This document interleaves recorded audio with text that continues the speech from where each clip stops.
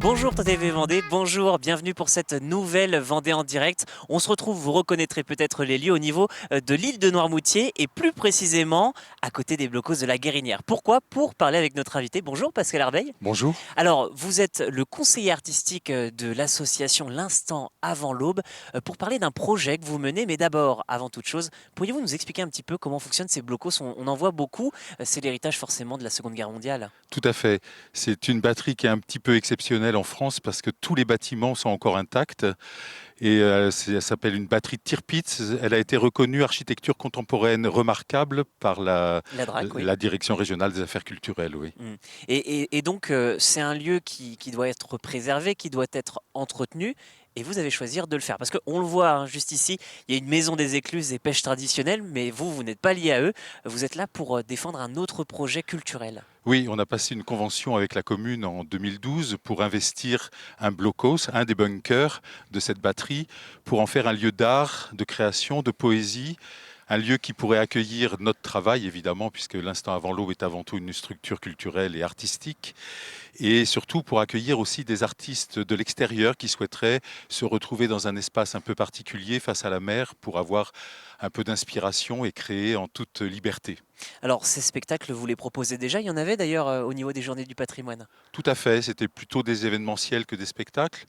On a d'abord permis au public de voir le lieu tel qu'il est, brut, de décoffrage, tel que nous, on l'a découvert en 2012.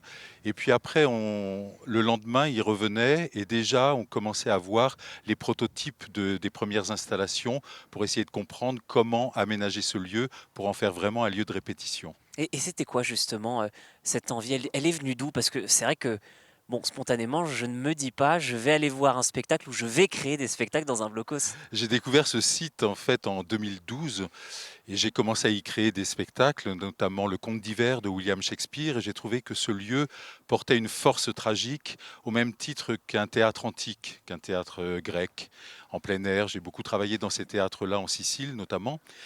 Et donc j'ai eu envie de m'investir et puis la maire de l'époque m'a dit, il y a un blocos qui reste disponible, si tu veux, va le visiter.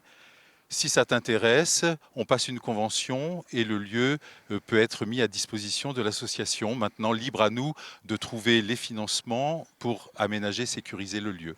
Alors, on ne va pas le visiter, hein, chers téléspectateurs, on ne pourra pas pour des raisons de lumière, tout simplement, il n'y a pas d'électricité. Voilà. En revanche, on va vous montrer dans quelques instants la maquette. Avant toute chose, une autre question. Vous, à terme, c'est quoi le but de ce lieu? Vous le disiez, c'est de proposer des créations, c'est de proposer des espèces de résidences à l'intérieur du blocos. Et Quelle de est l'idée? créer des événementiels autour, sur la plage, sur la dune, inviter les spectateurs à venir voir de l'art, de quelle que soit d'ailleurs la thématique, hein, que ce soit de la danse, du théâtre, du conte, de la musique, des chants polyphoniques, etc. Parce qu'on a une activité qui est quand même très large. Et puis donc peut-être aussi des expositions en plein air, etc.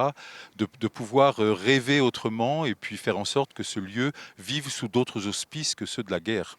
Vous avez, ouais, j'allais y revenir parce que vous aviez une très belle formulation lorsqu'on préparait cette émission qui était de faire de ce lieu de guerre autre chose. C'est Un lieu de important. poésie, Mm. hein, remplacer le canon par, oui, par une fleur, Le c'est un canon peu par la banal plume, comme, oui, comme oui. image, Mm. mais en fait, c'est un petit peu ça notre envie. Faire que ce lieu aujourd'hui vive vers un avenir qui soit totalement différent de ce pourquoi il a été bâti à l'époque, en 43-44. Mm. Et comment fonctionnent les travaux alors? Parce que vous êtes allié à une école nantaise. L'école d'architecture de Nantes, oui, qui a une formation scénographe. Je travaille depuis 2014 avec Jean-Marie Bellou, un architecte qui a fait son diplôme enfin son mémoire de diplôme plutôt, pardon, sur la réfection des bâtiments du mur de l'Atlantique, et il est maintenant responsable de la formation scénographe au sein de l'école d'architecture de Nantes. Donc on travaille sur ça depuis un petit moment et l'idée là c'était de mettre à plat le chantier avec des élèves. On a à peu près 2 générations de différence et je trouve que c'est intéressant de se mettre autour d'une table, de réfléchir quoi faire de ce lieu pour demain. Alors on va se rapprocher tranquillement de cette maquette et j'en profite pour vous poser la question. Ça fait quoi de travailler donc avec cette génération de différences comme vous le disiez? Parce que quelles sont je dirais, les différences que vous voyez d'une génération à une autre? Eh bien, ils ont un regard quand même beaucoup plus neuf que celui que je peux avoir, moi en tout cas. Mhm. Et je trouve qu'ils amènent une certaine fraîcheur, une envie, une autre notion de la liberté aussi. On n'a pas la même histoire, Je on vous n'a laisse pas le descendre en même... premier. Pas la même histoire, pas le même vécu non plus. voilà, exactement. Et, et donc de se retrouver autour de ce De- projet Bien sûr. et de réinventer les choses. Eux, ils sont très à l'écoute des propositions que je peux faire. Moi, je reste aussi très, très à l'écoute des leurs. Mhm.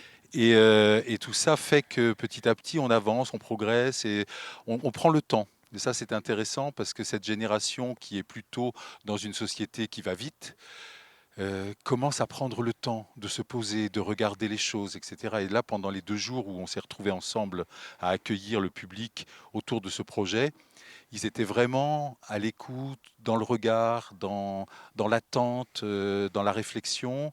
Et tout à coup, il y a des idées qui jaillissent de ça qu'on n'attendait peut-être pas.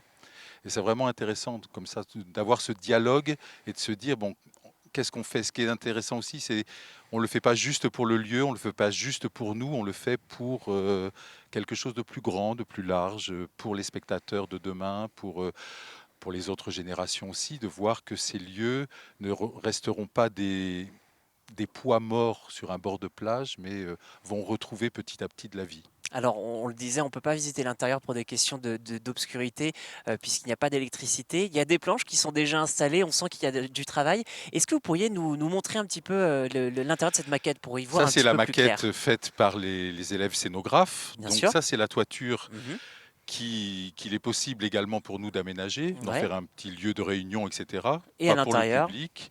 Donc j'enlève, parce que ça, c'est les couches de béton qu'il y a quand même, c'est assez impressionnant pour, pour avoir effectivement. pour être en sécurité, on va dire.